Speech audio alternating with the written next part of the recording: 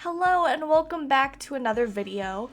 The last time I did a video similar to this was before my hiatus, so for those of you who never watched that, don't worry. This is just another video about tropes in writing. Also, I really wanted to include a face cam for this video, but my package has yet to arrive and I don't know if it ever will. So you'll just have to deal with listening to my voice. Hopefully that's enough to keep you around. If not, don't watch the video, and that's really as easy as it is. So for today's video, I'm going to look at this article by Masterclass on masterclass.com. 7 popular romance fiction tropes to keep your readers hooked. What I'm going to do is I'm going to look at these fiction tropes in romance, I'm going to give my opinion on them, if I've done them, and basically just ramble on about tropes yet again because I love myself some cliches and some tropes, so let's get started. We don't care about what a trope is or... Anyway, 9 common romance tropes with examples. I'm not going to go through the examples, I'm just going to go through the common romance tropes. Number 1, love triangle. If you've seen my previous videos about tropes, then you would know that this is my number 1 dislike on romance tropes, which is ironic because pretty much my entire early writing career was centered on love triangles. I thought they were really interesting. I thought that they were fun. Yeah, my opinion of them has changed. Instead of enjoying love triangles, I find them a very cheap way to include drama in your story. Also, I think a big reason that I don't like love triangles, and this isn't to brag or anything, but I found myself in one in real life, and they're not fun. So I think that really changed my approach to them, because when I was younger, I was like, man, it would be so cool if more than one person was into me, because the idea of even one person into me was like, wow, that's amazing, you know?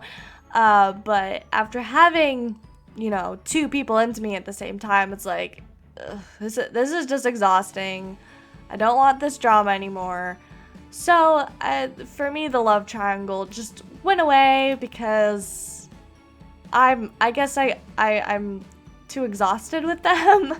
But yeah, I don't like love triangles, but just because I say what I like and don't like doesn't mean that you can't do it. I think love triangles, for any of these, if they're done right, they work out just fine. Number 2, secret billionaire. If you've read any stories on Wattpad, you would know that this billionaire concept or CEO or whatever is everywhere. I don't know where it came from. It's suddenly just there. I have never read stories with secret billionaires or even billionaires in general. Or CEOs or anything like that. So I really don't have an opinion. I've never written anything like this.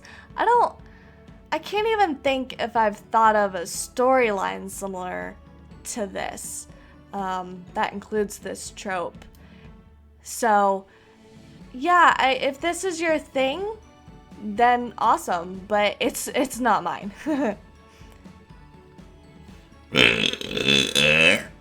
Enjoy my burps, everyone. Excuse me.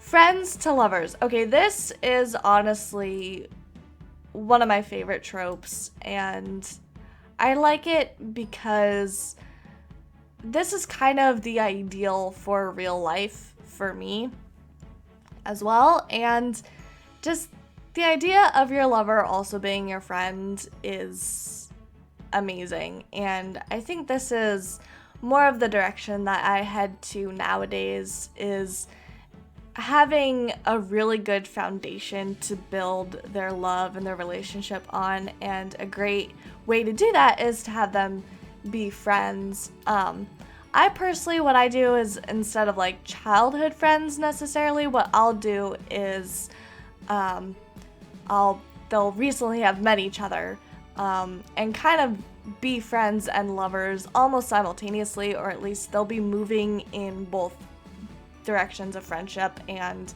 romantic relationship kind of at the same time. But yeah, this is definitely one of my favorites, is Friends to Lovers.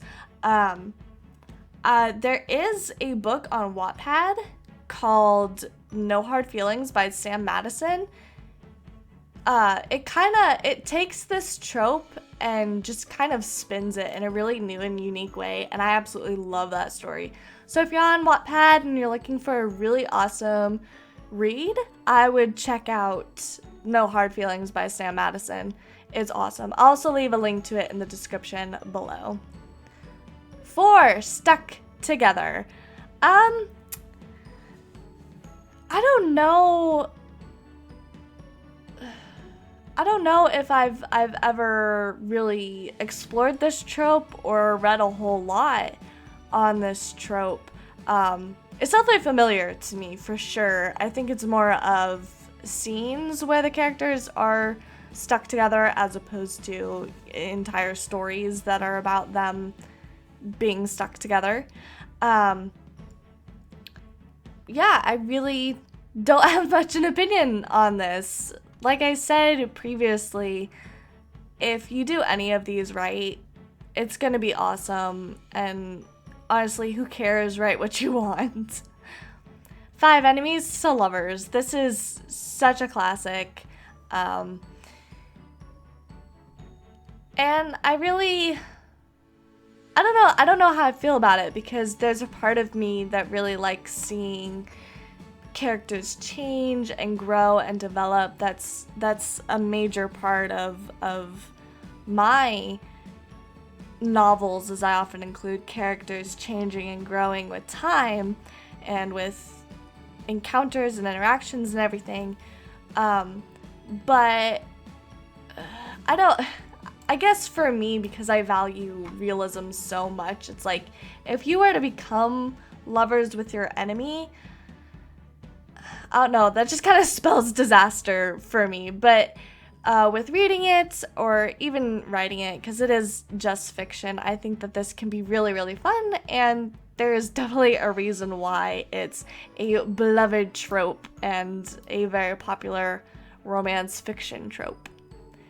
6, Forbidden Love. I don't know, there's something so alluring about forbidden love, about forbidden things in general. You know, you think of anything that you've been told, like, don't do or whatever. If you're told no about something and it almost takes on this forbidden quality to it, the more you want it, and it's almost like reverse psychology type of things. And it's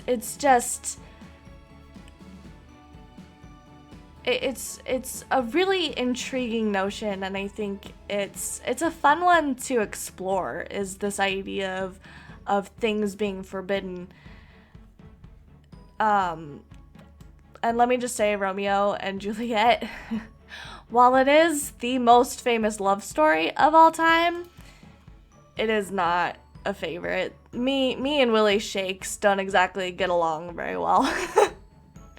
But yeah, Forbidden Love, I think, is a classic, and it's fun, because we like to go for things that have been forbidden us anyway. So, Second Chance. For me, with this one, I just keep thinking of the name Chance, and one of my characters in Extraordinary and its sequel Exceptional is named Chance, so I just keep thinking of Second Chance. Again, I don't really have an opinion of this one. I don't know how much of this I actually read. I know that in shows that I'll watch, Second Chance is a huge theme for them. And I don't really have an opinion on it. I think if you want to go for it, then absolutely go for it. Like with any of these, just go for it. Soulmates. I think soulmates are getting overused.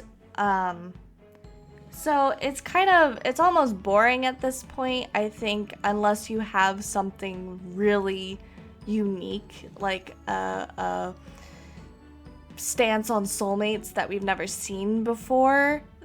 That will be super intriguing just because we've heard of soulmates forever.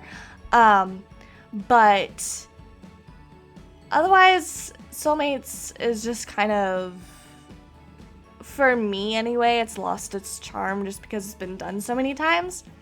One of the soulmate kind of sub tropes that I really, really enjoy is the concept of the red string of fate, where there's this red thread on your pinky finger that if you follow the string, it leads you to your soulmate, which shares that string. And I really like that idea because I like the idea of cutting that string and defining or finding your fate for yourself. So that to me is the appeal of the red string of fate soulmate trope. But otherwise, I think soulmates is kind of outdone. So kind of just move away from it a bit. Fake relationships. This is another one that I just really love. Yeah, like it says here, a really good example to All the Boys I've Loved Before by Jenny Han. It's just,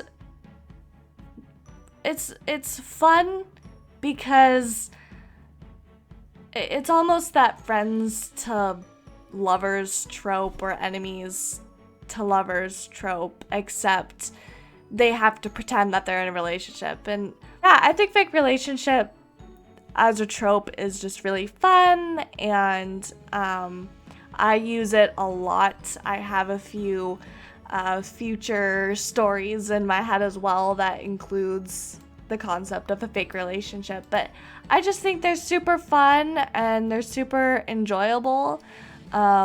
Just that change that comes about, that transformation that these characters go through. But again, you don't have to like these, you can love these, whatever the case may be. Write what you want to write. Don't go according to my opinion or really anyone else's opinion. Write what you want. Have fun with it. And if you use all of these popular tropes because it's fun and you like it, then frickin' go for it. I know that despite all these people like, oh, don't use tropes or cliches or anything like that, I know that I enjoy writing so much more once I kind of brushed those opinions aside and went, you know what, I'm gonna write for myself. And I just absolutely fell in love with writing again, and I think that's the most important part. And I'm gonna get off of my soapbox now. Thank you guys so much for watching or listening or whatever the case may be. I hope you enjoyed this video, and I hope to see you all in the next video. Maybe with the face cam next time? I don't know, we'll see. I'm gonna keep you on your toes, see what'll happen next. Alright, thank you guys so much for watching. I'll see you in the next video. Bye!